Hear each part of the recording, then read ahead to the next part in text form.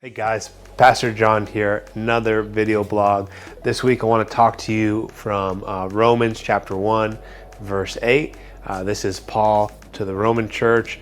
Paul's not actually been to Rome yet. He's actually writing this from Corinth.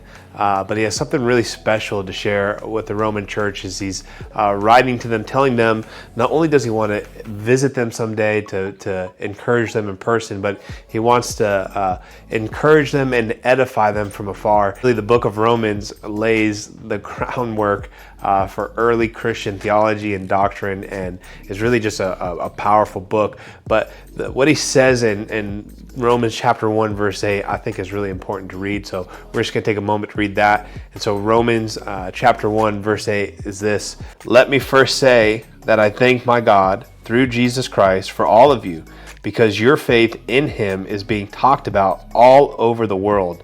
Paul is writing to the church from Corinth. He's encouraging them, edifying them. And Paul, a guy who really has traveled the civilized world up at this point, says a remarkable statement to the Roman church that their faith in Jesus Christ, in the gospel, is actually changing the known world.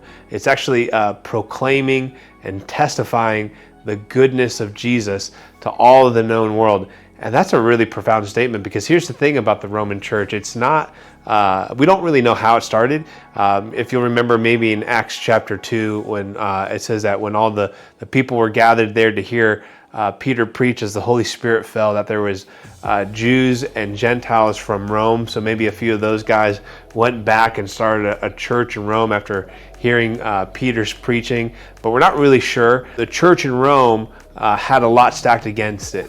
Rome was a polytheistic culture, very pagan, very hedonistic, and Christians were not looked at as influential people or people with a lot of maybe permissions in Roman culture. And so there was a lot of things that would have been stacked against the Roman church that would have kept it from growing and kept it from being strong and kept it from being healthy.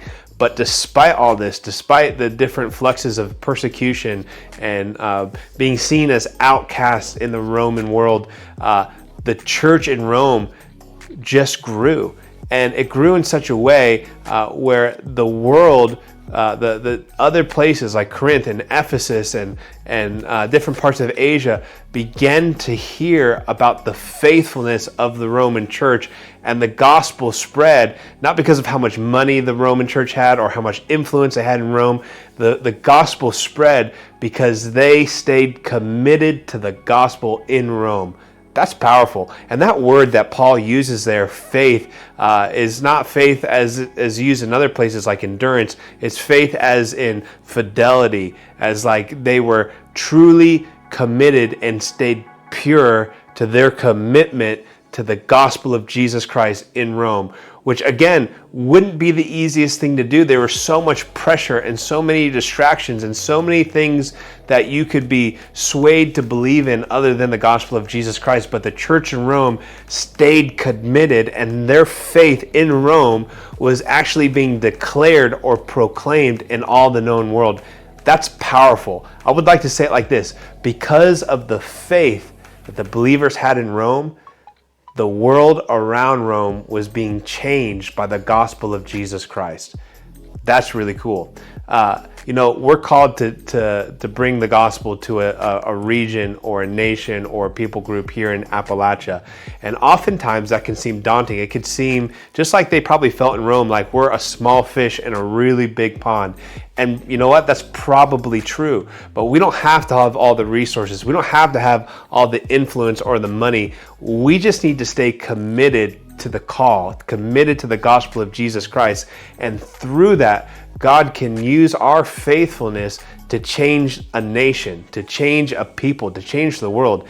And I'd like to bring this down to your own life. There's things in your life that you probably would like to see change, or you'd like to see be different, or God impact in a profound way. And oftentimes we're tempted to think that if we want to see change, and we have to grab onto that thing, we have to take it by the horns and control everything we can control to get the outcome we want to get.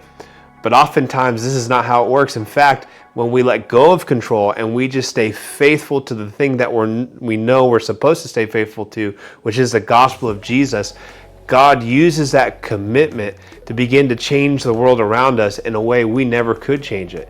And so this is really encouraging. The Roman church didn't have a way to just send out missionaries, didn't have a way to be super influential in the traditional sense in Rome. But because they stayed faithful in Rome, despite all the distractions, despite all the reasons not to stay faithful, they changed the world through their faithfulness. You can change the world through your faithfulness. You don't have to have all the influence. You don't have to have all the control, all the power. You just need faith that is committed to the gospel of Jesus. And from that, He can change the world through you.